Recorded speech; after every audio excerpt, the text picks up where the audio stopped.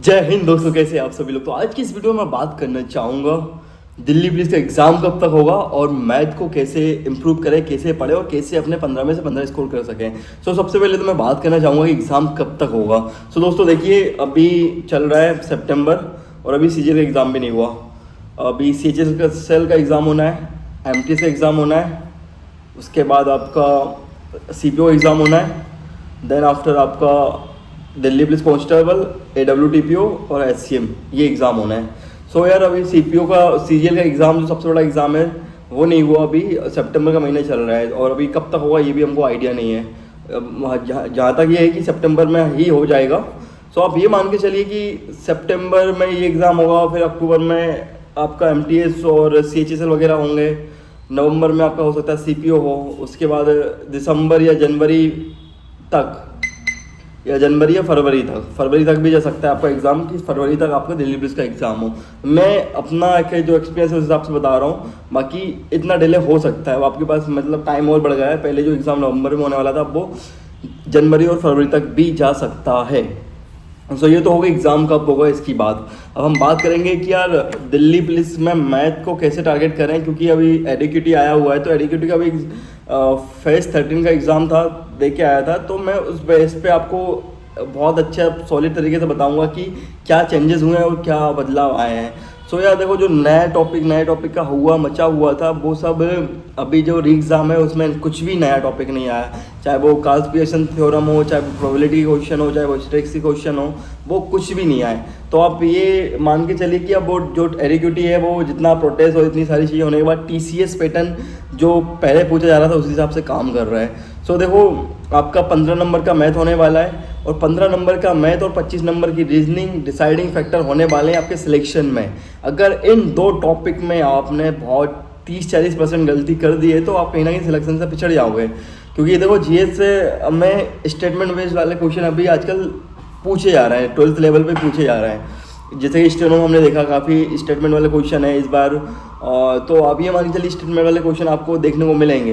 पर मैथ ऐसा सब्जेक्ट है जिसमें आप 2 से 3 बुक बताऊंगा आपको, अगर वो आपने बहुत अच्छे से कर ली, आपने प्रैक्टिस अच्छे से कर ली, आप आउट ऑफ 50 नंबर लेके आओगे।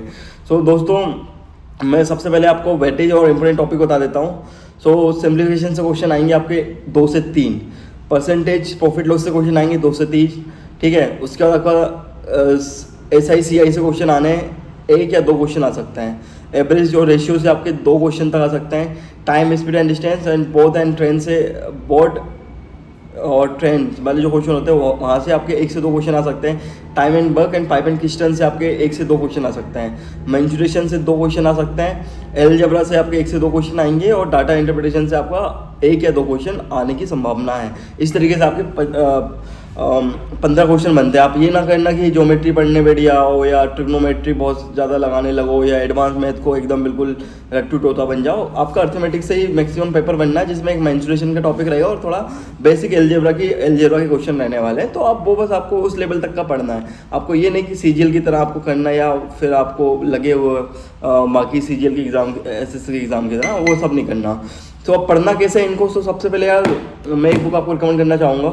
इससे पहले थोड़ी बातें और आप जान लो कि सबसे पहले तो आपको खुद से ही अपने हाथों से फॉर्मूला लिखना है ना। जो भी आप टॉपिक पढ़े, जो भी जिस भी टीचर से आपने अभी तक पढ़ा है, जिस भी टीचर से आपने अपना कोर्स कंप्लीट कर लिया, जिस भी टीचर से आप अपना कोर्स कंप्लीट करना चाहते हो, उनके जब भी वो फॉर्मूला लिखवाएं तो अपनी फॉर्मूला की एक नोट कॉपी बना लेना या फिर अपना A4 साइज पे पेपर पे लिख लेना और उसको इस तरीके से अपना लिखना और उसको पंच कर लेना, ठीक है। उसके बाद दूसरी चीज़ मैं आपको बताना चाहूँगा कि सेक्शन मॉक लगाना है। 15 मिनट का जो सेक्शन मॉक होता है और जिसमें 15 क्वेश्चन रहते हैं, उससे क्या आपकी स्पीड और एक्यूरेसी आएगी अगर आप उसको बार बार प्रैक्टिस करोगे, ठीक है। इस चीज़ को आपको प्रैक्टिस करना है और एटलीस्ट कम से कम 1 सेक्शन मॉक तो आप डेली लगाएं।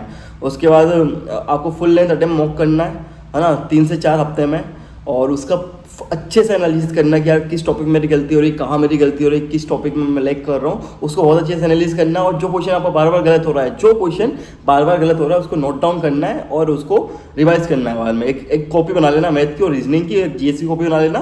तो आप जितनी भी आपकी गलतियाँ हो रही है, जितने भी आपके टॉपिक कमजोर है, उनको लिखते रहना और उसको प्रैक्टिस करते रहना बार बार, ठीक है। और ये बहुत अच्छे से करना है। उसके बाद आपका जैसे कि 90 मिनट मिल लेंगे और 100 नंबर का पेपर होना है। तो सबसे पहले आपको जैसे मॉक जब भी आप अटेम्प्ट करो ना, तो सबसे पहले जीएस खत्म कर देना और कंप्यूटर खत्म कर देना। आपके 50 जीएस के 50 क्वेश्चन, 10 क्वेश्चन कंप्यूटर के, आपके 60 क्वेश्चन मुश्किल से 20 मिनट भी नहीं लगेंगे, क्योंकि जीएस को पढ़ के बस टिक मारना होता है, इसमें ना सॉल्व करना होता है ना कुछ करना होता है। उसके बाद अपना रीजनिंग करना, उसके बाद मैथ करना, और मैथ जब, और इसमें कोई से भी क्वेश्चन में अटकना नहीं है।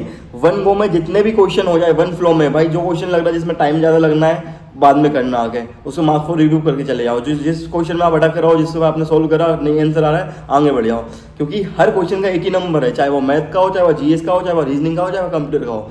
तो अपना टाइम बर्बाद नहीं करना है, अपना वन गो में जाना है, अटेम्प्ट करना है, उसके बाद मार्क फॉर रिव्यू जो भी है उसमें पे अटेम्प्ट करना है। उसके बाद जो नहीं आ रहा है उनको देखना कि मेरे से बन रहा है नहीं बन रहा है, इस तरीके से आपको पेपर अटेम्प्ट करना है, ठीक है। और इसके बाद अपना 25 तक पहाड़ याद कर लेना, स्क्वायर क्यूब याद कर लेना, ठीक है।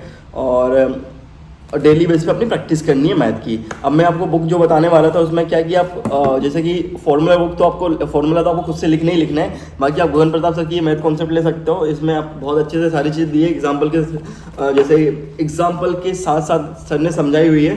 कोई प्रमोशन नहीं आया भाई, मैं तो यूज़ करता हूँ इसलिए आपको बता रहा हूँ, ठीक है। और उसके बाद आपको प्रीवियस ईयर की बुक ले लेना है, क्योंकि देखो प्रीवियस ईयर क्वेश्चन फिर भी 80% तक रेलेवेंट है। जो 20% 30% जो भी नया आ रहा है ना, वो जो एआई वगैरह का जो भी तूफान मचाया हुआ है, तो फिर भी आपको पीवाईक्यू को अपना प्रैक्टिस में लाना है। तो एक पीवाईक्यू की बुक ले लेना, किरण से लगा लेना पीवाईक्यू, किरण का अच्छा पीवाईक्यू है तो आप उससे लगा लेना, ठीक है।